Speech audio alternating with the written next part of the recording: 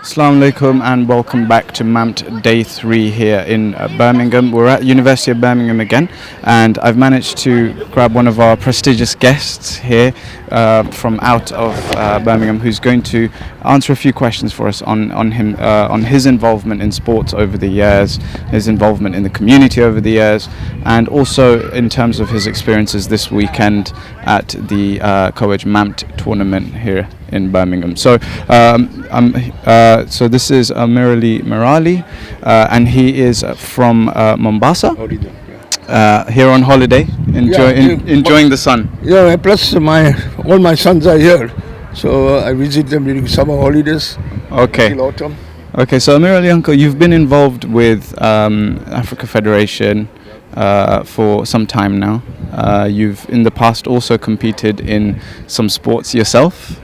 So do you tell us a little bit about your legacy in terms of the sports you've played and that your family's been involved in over the years?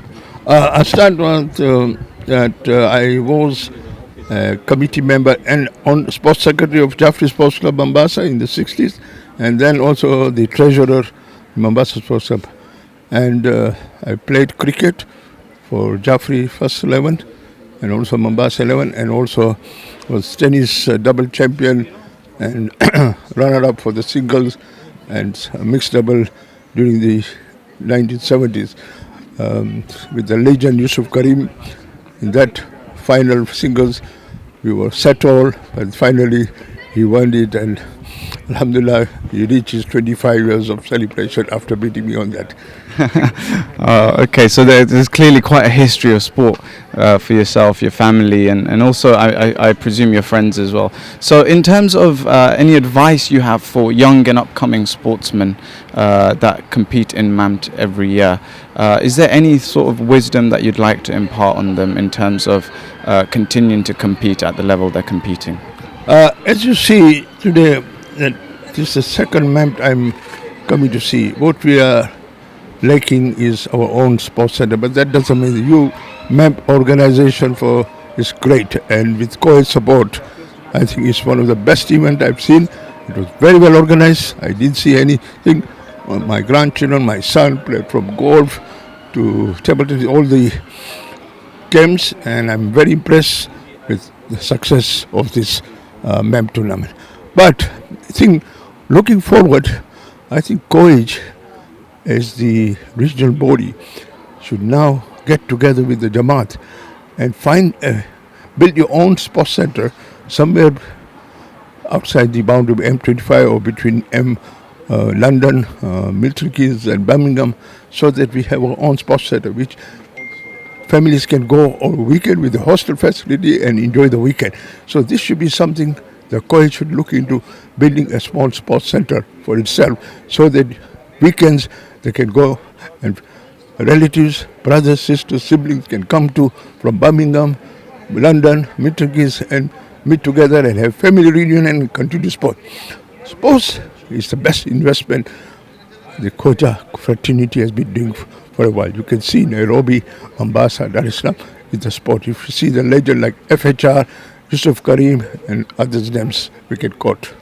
Excellent. So that's something that I'm sure we can pick up with college. I think it's excellent feedback. It's a subject of many people's conversations at the moment in terms of how to accommodate the sheer amount of visitors and players that we tend to host at MAMT year in, year out. So this will be something I'll definitely pick up with some of my interviews with some college officials.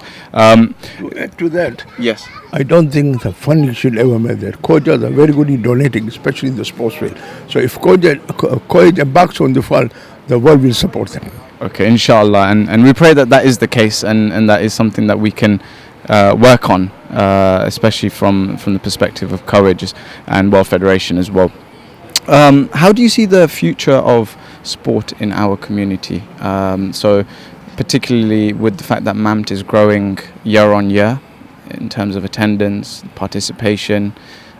Is this something that obviously I imagine you will have had some experience of in Kenya and in Africa. Is this something that you can impart any advice or solutions for us on? See, there was a time when our population in Mombasa was 3,000. Now, today our population is 1330. All the because of the education, higher education, all the children who went abroad never came back. So we had a brain drain, and they're thinking that reverse migration will practice, which I doubt it. So the infrastructure facility in Africa are not being used. So from that, I would say, thinking 25 years, every Jamaat should, when building the center like Imambara, it should be a multi-purpose hall so that they can use as Imambara. At the same time, the sports. Sports should be a priority for every Jamaat. When building infrastructure, must have that kind of dual facility where you can have both. I've seen in Brampton, the sports facility, which is included, so the hall opens. So that is where all of the Koi Jamaat should think of, because the population is increasing, and to keep them together is not it's a big job. So it's again a responsibility of every Jamaat, and supported by Koi. Thank you. Okay, Merali, Uncle, thank you so much for your time. I think you've raised some very interesting points and things to consider for Courage and maybe for World Federation to think about going forward. No doubt we will be catching up with Amirali, Uncle, as the day progresses and we look to close the festivities here at MAMT 2019. Thank you so much for your time once again. Actually, I won't be staying long because I have to get back, but we're pleased to see children have progressed, and my grandchildren have managed to get quite a number of trophies, which I don't know the number now, but I'll know when I get home. Along that, that's really good. Congratulations. Thank you very much. Thanks, guys. We'll catch up in a few minutes now.